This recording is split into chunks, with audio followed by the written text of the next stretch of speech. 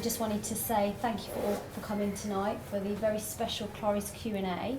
And KLORIS are the brand partners with Global Warrior, so it's very exciting to be here. And I am Sandy, if anyone doesn't know who I am, is like, who is this girl?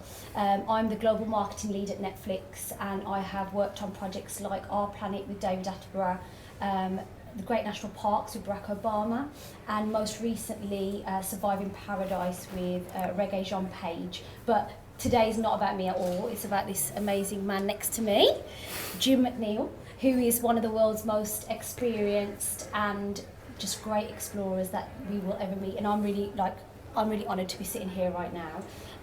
Jim has been an explorer for 44 years actually, yeah, but 37 in the polar region. 36 years in a very long time. Still got on my fingers and toes.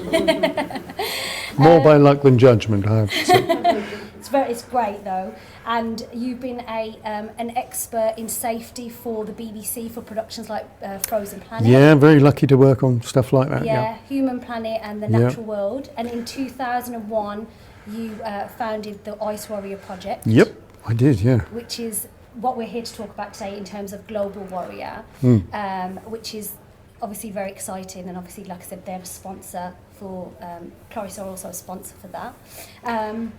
And got a bit nervous now, I forgot my train of thought already, how silly I am. But you've conducted over and trained over 400 people and 7 major expeditions. That's right, yeah. Which is, again, not a small number.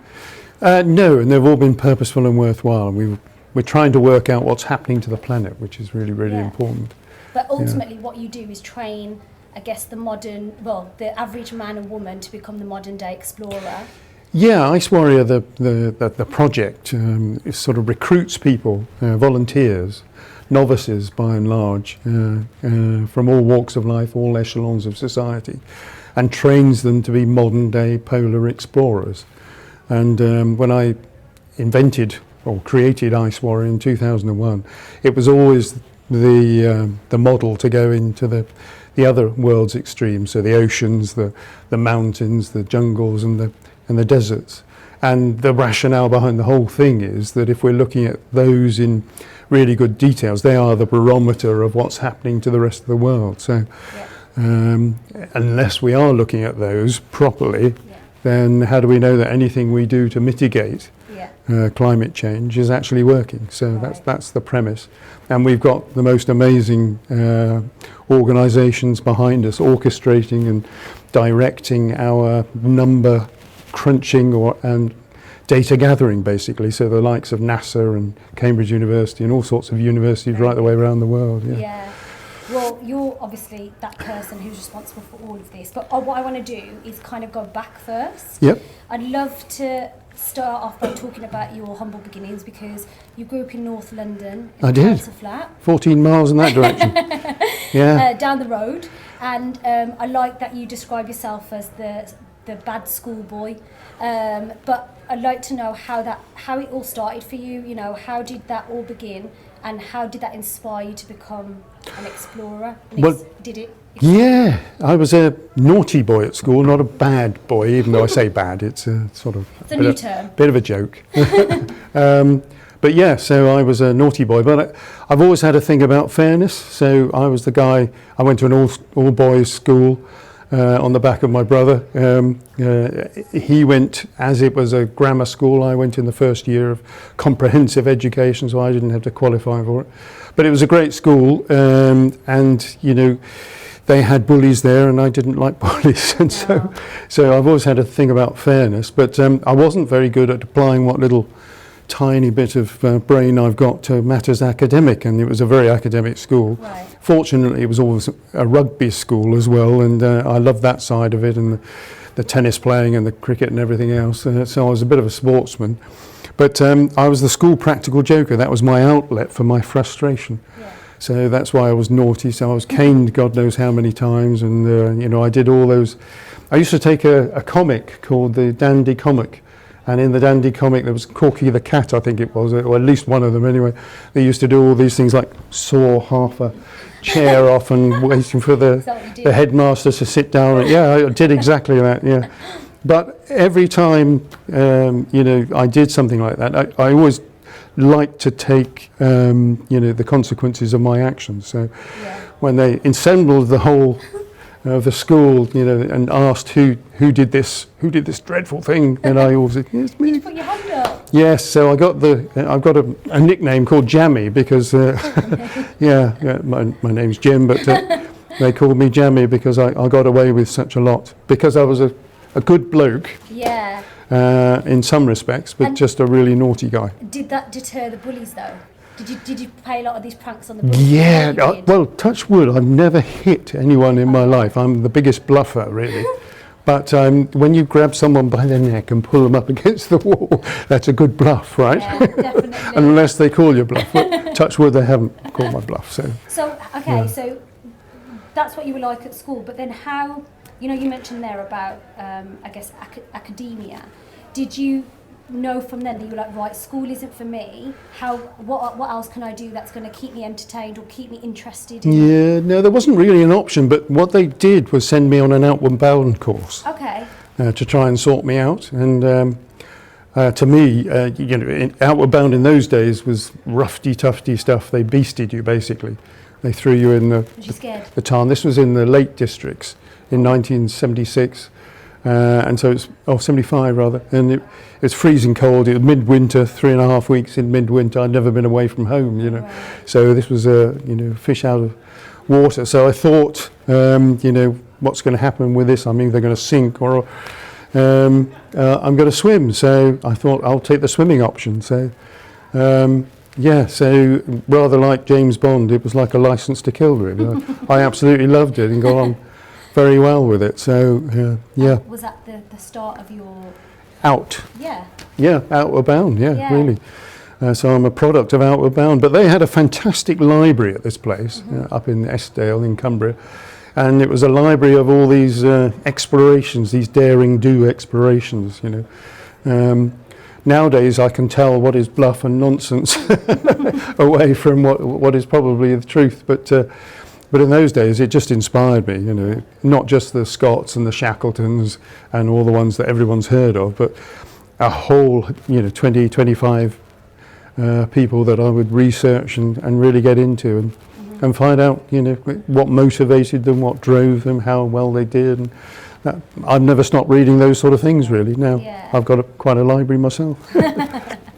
And then you went on to, in terms of your, was it your first role in terms of the fire brigade? No, I'm afraid not. No, I started. I feel like I've read loads about you, and I was just like, okay, it's so fascinating. No, so I got enough. I scraped enough O-levels and A-levels to get to university. I had a 4-year course, one about food production, actually, because that always interests me. And I loved plants right from the day dot. I was a strange bloke because a big strapping rugby guy that used to go out in the fields and find out what the daisies were called, so it's a bit strange. But I loved all that. So I didn't go to university. I chose not to go to university. I got a place at Strathclyde reading commercial horticulture. And I thought, I'm going to write to 17 different scientific stations and see what they've got. And so in those days they had all these sort of quango scientific stations, and cut a long story short, within 2 weeks I ended up working for the Grasslands Research Institute in Berkshire as a soil scientist. And the amazing break I got was that there were only 2 people doing the work we were doing. One was an eminent scientist, my boss, Dr. John Ryden, who was working on the depletion of the ozone layer as a result of agricultural practices. And so I was his right-hand man. So I was inventive. I was doing all this stuff, inventing all this contraptions and everything else to measure what was going on with fertilizer being put down and cows, defecating on the, and all sorts of things, which was fantastic. But unfortunately, 18 months into this, and I was well into it by then, he collapsed in my arms in the laboratory. So there was no one apart from me that could take up what was now purported to be, and this is 1983, a really important thing. Yeah. So the story short, again, I ended up writing 3 scientific papers on the fate of fertiliser nitrogen in every which way, shape and form. Oh So, my gosh. yeah. I couldn't get any further though, because they wanted me to go back and get a degree. They were absolutely insistent on that, and I just thought, I don't want to go and get a degree because I'll be wasting the time that I didn't want to waste in the first place. Yeah. So I left, and the only way, I'd been mountaineering since I'd been on the outward bound stuff. The only way I could be paid to be a mountaineer properly, because I needed to be paid, but by then I had my first wife and, and my first child. Responsibilities then, yeah. Yeah, and so the best way to do that was to join the army, and so I went in as a trained mountaineer. Yeah. And how long was you doing that for? Not long at all. I had 18 months of sheer wonder. It was fantastic. The first 3 weeks were on skis. I'd never skied before in my life. Yeah. But I knew everything about mountains and how to, I've been on a mountain rescue team and what have you, so they put me on the mountain rescue team. Yeah. And I suppose if I've got an attribute in life, it's a vivid imagination, and they sort of found out about this, I suppose, because I used to break all the rules that they had. You know, if they didn't specify you couldn't overtake this Land Rover and use that to travel the 15 kilometres, I did it. Yeah. So yeah, they put me in a tiny little unit inventing nasty exercises for people that wanted to play soldiers in the cold, really. Wow. So then from that, you then went on to fire brigade. Afraid not. When are we going to get there? No. You've done so much. No, I came out because they offered me 15 months in the Falklands, and I'd hardly seen my family. Oh, yeah. So I thought, family, Falklands, family. So I came out and I retrained completely in marketing communications. Right. On the basis that my brother, his father, was running a marketing communications company up in Cheshire, and he was forever running down to London to service his clients. And so he gave me the opportunity to retrain and service some of his clients down here. So, but that was really lucky as well, because I was in the situation scientifically that I had to learn a bit from a bite and computers and how they work and everything. I ended up very quickly in Piccadilly, just down the road here, as a freelance account director, just when they started to properly market the big computer firms. So I almost sat as a translator between the creatives and the techies. Wow. Yeah, so earned a fortune. Yeah. Yeah. And how was that then, the process of that? Did you like it? No? Yeah? I liked the challenge, but once I got through the challenge, and I got a bit of a reputation as well. I think I was the first person down. There's not a PR person here, is there? First person to put some integrity into PR. Really? Well, I think so. Anyway. I kid myself probably, but I knew that if I phoned up a journalist, they knew that I'd had a story, so they'd take my call. That's the reputation I got anyway. Whereas there was a lot of bluff at the time. It's probably not here now, but yeah. And then from there? The next step? Well, I was sitting in my home in Ascot. I was on a 6-figure salary at the end of the 80s, and I had a Mrs. Mop. I was doing so well, and she used to come in and clean up the house for us. Mm-hmm. And she was a lovely lady, quite elderly, and she just turned around to me as I was tapping away at this massive laptop computer, really heavy at the time, and she just said, do you realise that the fire brigade are looking for people, Jim? That was exactly my reaction. What? What's that got to do with me? Yeah. So I don't know what I'd said to her or whatever, but I sat there, and I had to go into the office later, but I thought, well, hang on, no, I won't go into the office. This has set a seed with me, really. And so I thought, wouldn't it be fantastic to use my skill set for the betterment of others, really? And so I'd been on mountain rescue. I knew about rescue and the critical crisis situation. I'd trained myself in first aid to, come across anything I can deal with it, sort of thing. Yeah. So that evening, quite honestly, I walked up to the local fire brigade, walked in there and said, I've got the skill set, is it any good to you? And once again, I was incredibly lucky. The fire brigade, you can't get in the fire brigade, generally speaking. Why not? What is because they have so many people wanting to get in. Really? But I just hit it at a moment in Royal Berkshire Fire and Rescue Service where they didn't have enough drivers, they didn't have enough breathing apparatus wearers, they didn't have enough junior officers. Mm-hmm. So as I went in, because they took me straight away, and I gave up the sort of city life, much to the chagrin of my then wife, because I went from 6 figures to 14,000 quid, I think, a year. But can I just understand from your perspective how that was? Because that's quite a massive shift, isn't it? Like, what made you, even though obviously it was that lovely woman that came in and said, you should think about it, but, I don't think the average person would be like, okay, I want to jump from 6 figures to be a firefighter, do you know what I mean? Like, how does that, what made you want to do that? Because I suppose I felt I'd, had the T-shirt, I'd done everything I could possibly do within the sort of material commercial world that I don't think I could have done better probably, other than create my own agency at the time, and I wasn't really into that. So I thought, wow, wouldn't that be great to use my skills? So within 2 years I also took academic qualifications in and became a graduate at the Institute of Fire Engineering at the same time.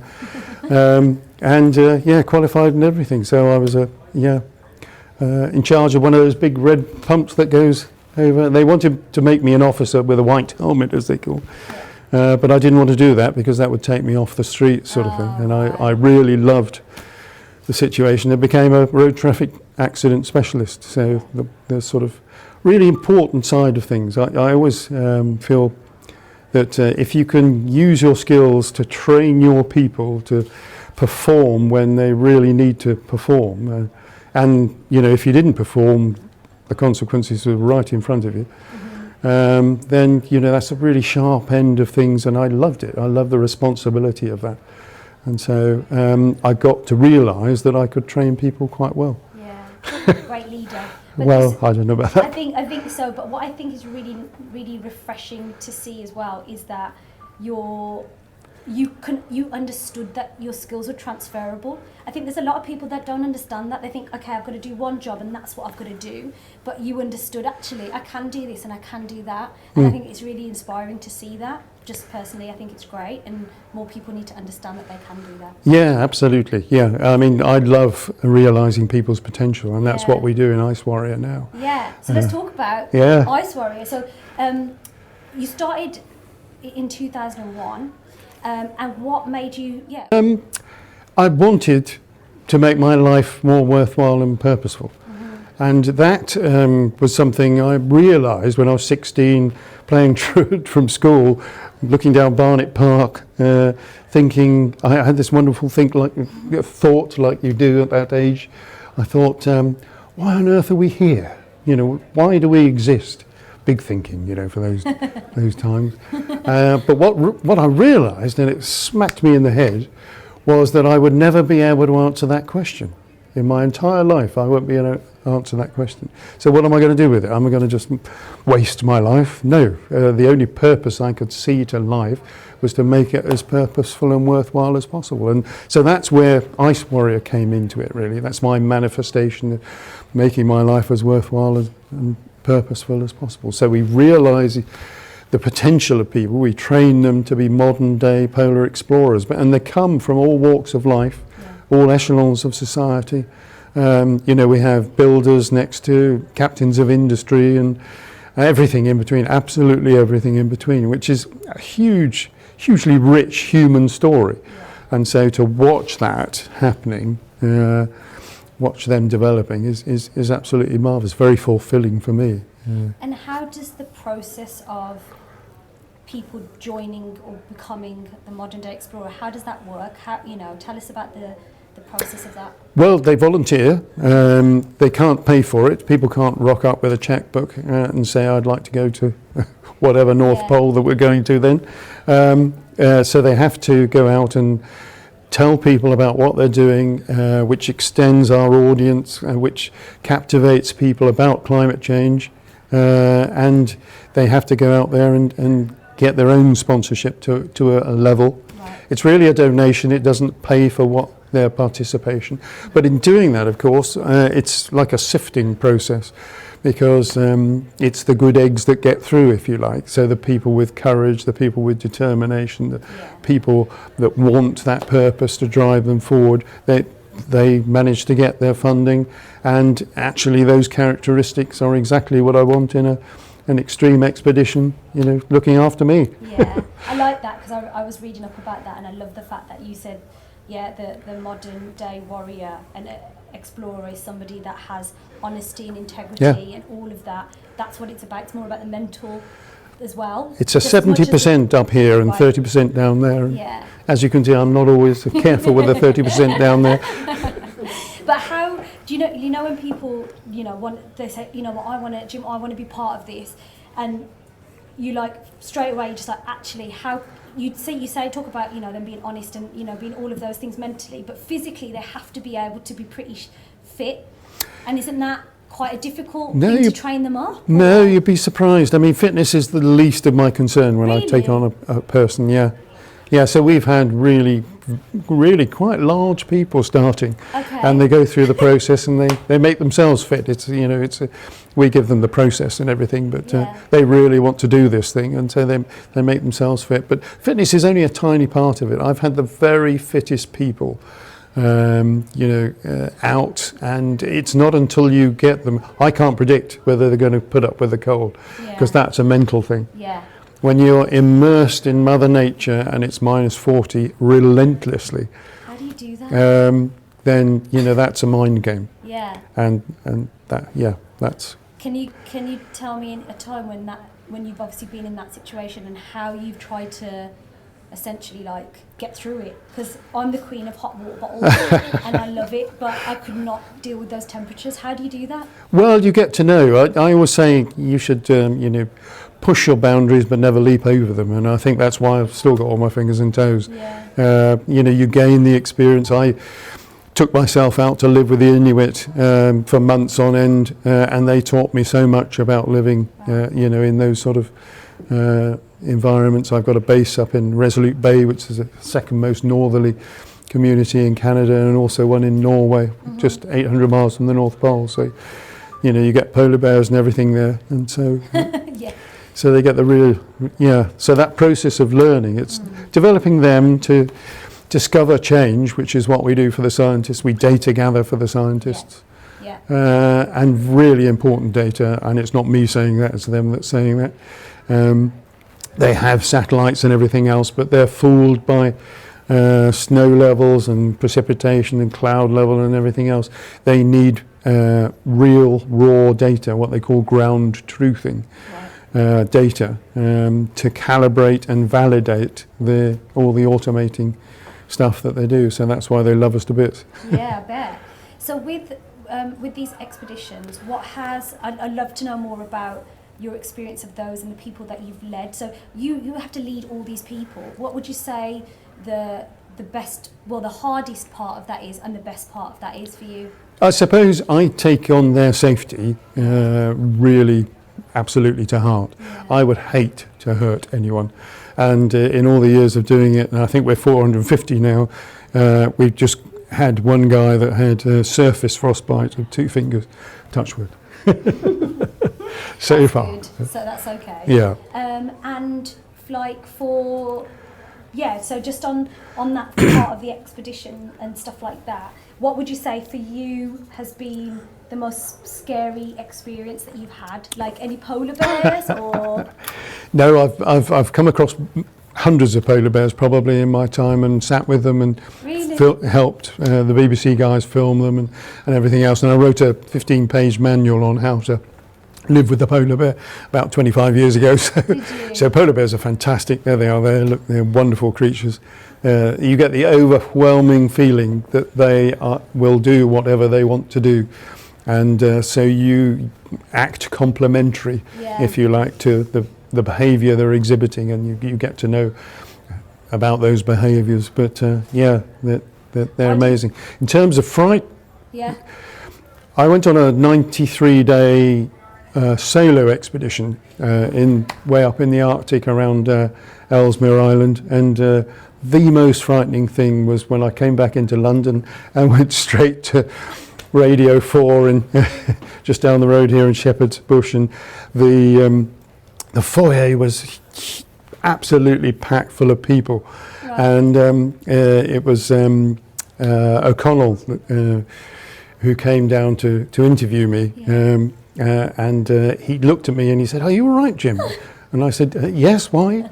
And he said, "Well, you look terrified." And I said, "Well, I haven't seen anyone for 93 days." Yeah. So that's the most frightening thing. Really? Yeah. Okay, that's a good one. Can you tell us about, actually, what I wanted to know, who's been your favourite, favourite person that you've trained and why? Ooh, I suppose when you turn people round, we have actually one guy, great big strapping ground worker. Right. Yeah. And he had a wife and two little daughters, and he came to us, and when he came to us, he could hardly read or write. Mm-hmm. And he went away having done some of the training, and he taught himself how to read and write because he just thought this was the best thing since sliced bread. It was going to develop him and everything else. So now his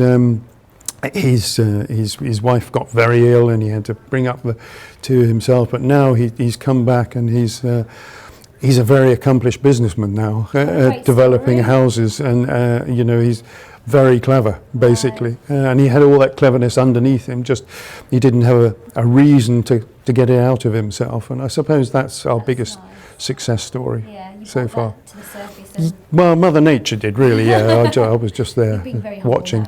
That's really nice. And then I'm going to go straight to your 2023 biggest expedition to date, the biggest and boldest one.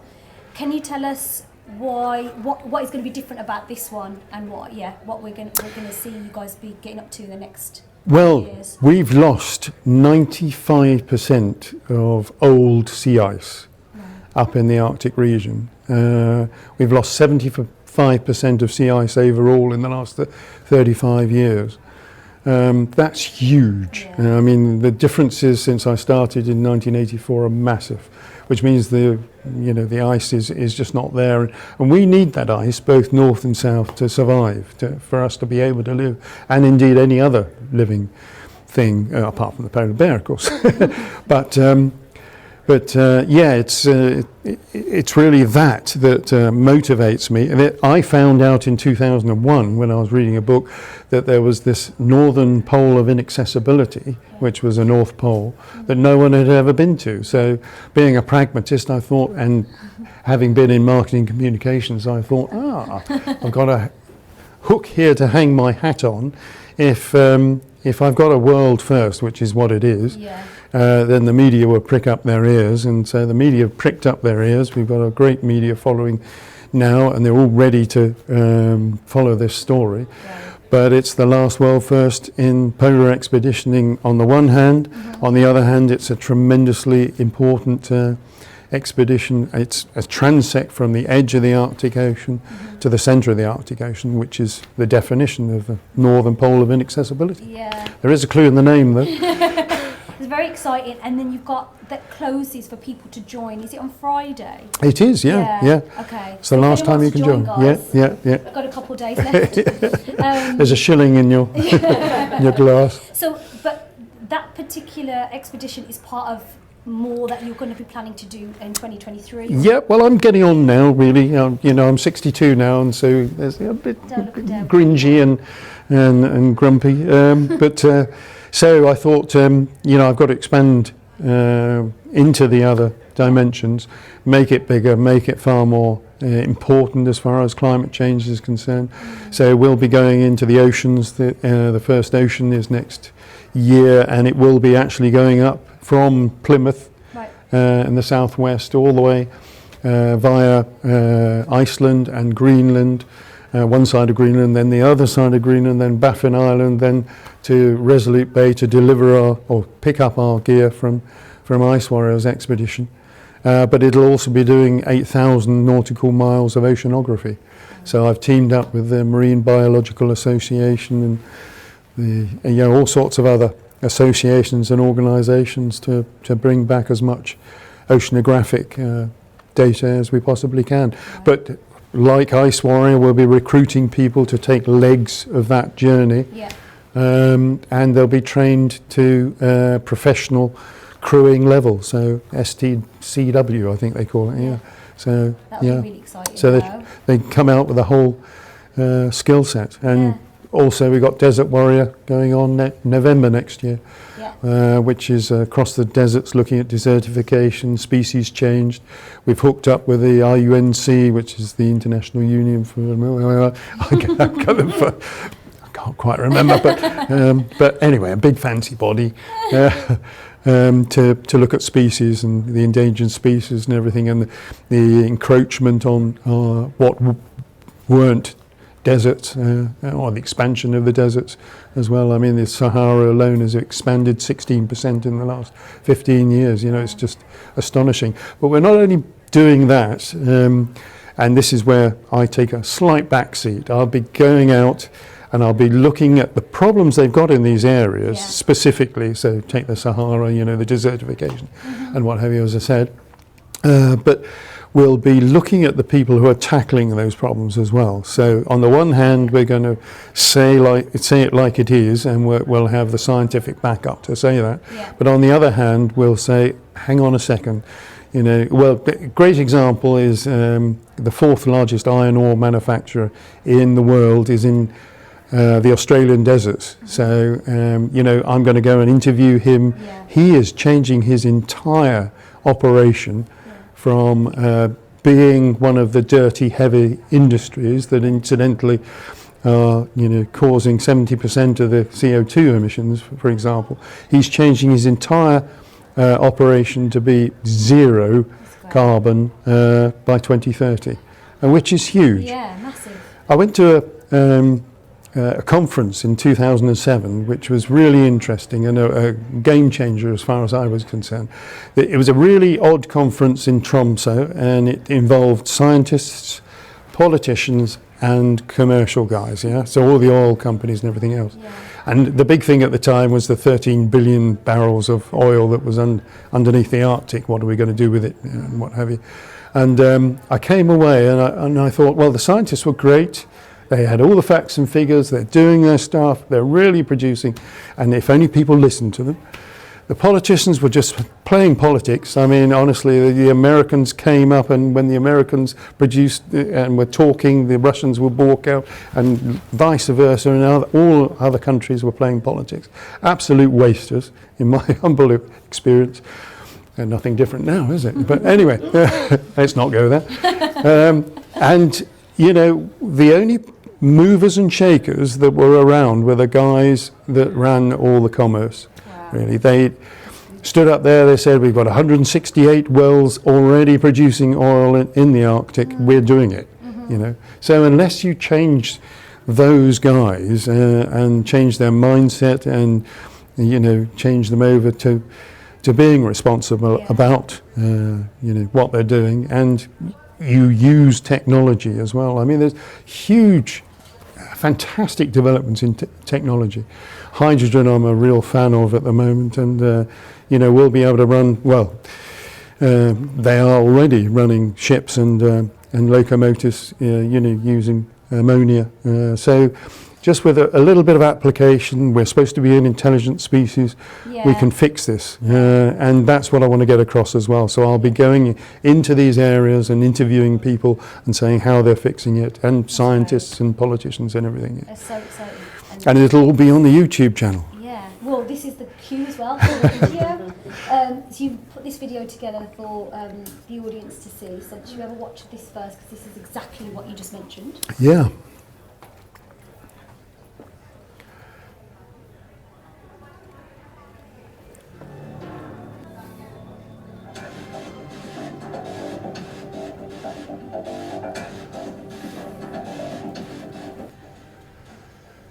So, your part in this. is simply, we need everyone's help to, to provide a groundswell of interest. And so, if you are at all interested in this, it's a tiny little thing you can do to join our YouTube channel and tell everyone else about what we're trying to do. So I'd be eternally grateful. And Instagram, all the social all the social medias. Yeah, so just look up Ice Warrior, Ice Warrior Project, and then it'll all feed into that. And thank you so much. Yeah. And can we just go back to KLORIS, because obviously a brilliant brand, and they are one of your brand partners as well. And I wanted to ask, as they are very obviously focused on sustainability, how important is that for you guys when it comes to brand partners? Is it important that they should be, environmentally friendly and all of that? Well, the iron ore company obviously isn't, and I'm after his sponsorship too. But they're the movers and shakers, you see. I mean, wherever there's a strategic fit, as you might call it, in terms of marketing communications, and KLORIS is an absolute no-brainer. A sustainable business, a young sustainable business. I think we're going to grow together fantastically well, and I love the products. I use it myself, so they are amazing. Yeah, absolutely. Thank you so much for the opportunity of doing this, guys. And final question: what can we all be doing to help? Oh God! Well, you've got 3 hours of me. Yeah, no, I honestly have a 3-hour presentation on it. But it's all the simple things, and they all lead, not necessarily in the short term, but certainly in the longer term or medium term, and they all lead to, better finance, less cost. Make sure your insulation's done in your own home, your windows are right and your heating is the most efficient you can afford. That's where the investment lies. Walk instead of, or cycle instead of use the car, and cars are very expensive, particularly in London. What's the point in half of London having a car, really? I mean, I used to live here myself. All those sorts of little tiny things that only seem very insignificant because, you're one little tiny person. But actually, if you add those up, it's the collective that will make the difference here. And indeed, the politics. You've got a voting right, use it. And make sure that our country is being governed properly, which I'm afraid might not be at the moment. Not sure who's governing it. But right from the start, I always said that this problem is it's far more important than politics. It's much bigger than commerce ultimately, and it's absolutely down to us as individuals to do something about it. So. We're with you, backing you all the way. Thank you. Thank you so much. Okay, so we're going to put some questions out to the lovely audience. Has anyone got anything? I have actually. So, as an independent brand, trying to do as much as we possibly can, how do we get the biggest corporations and the worst perpetrators of climate change to get on board with it? Point the finger. That's what I'll be doing to some extent, but I don't want it to be hugely negative. I want to be a controlling influence of these companies that aren't towing the line. However, greenwash I will not tolerate. So when they put in there, I was reading IBM's sustainability thing, and it's huge, it's massive. Far too complicated, really, but if they keep to 10% of what they say they're going to do, then that's fantastic. And these guys want rewarding. We have benefited from the oil and gas industry for the last however many years since the Industrial Revolution. We must applaud that and take it now that we know better and translate our intelligence into the application of modern day technologies. And it should be those companies that will lead it. And I think there are some really good ones out there. So does that make sense? Does that answer your question? I'm not sure. Can you talk about, I think the video is very good. I mean, I love the aspect about the climate change as well. But you talk about spraying tentacles and getting the word out, which is obviously very important. Have you thought of trying to create a network in Europe where you can reach out to similar like-minded people to create a hub like you've done with Ice Warrior? I would love to do that, Philip. You're so right. But there are I mean, if you just take the UN, if you look at what the UN's doing, it's got so many ivory towers, and they don't talk to each other. So I'm totally frustrated by the amount of ivory towers. There are lots of people doing good, but maybe their emphasis is wrong, I don't know. Well, we are 13 nations actually at the moment taking part, and I want that to expand. Yeah, I was over in New York on some television in New York, new stuff. So I think it is going to expand rapidly with certain countries. I think the Americans are going to just lap it up because they like all the developmental stuff. But I'm only me at the moment, so I can't dash all over the place. I have to reach out. But yeah, I'm totally open to as many partnerships and franchises as possible. But you're absolutely right. Just to expand it. That was a good question. Well, they've all been great questions. Any more?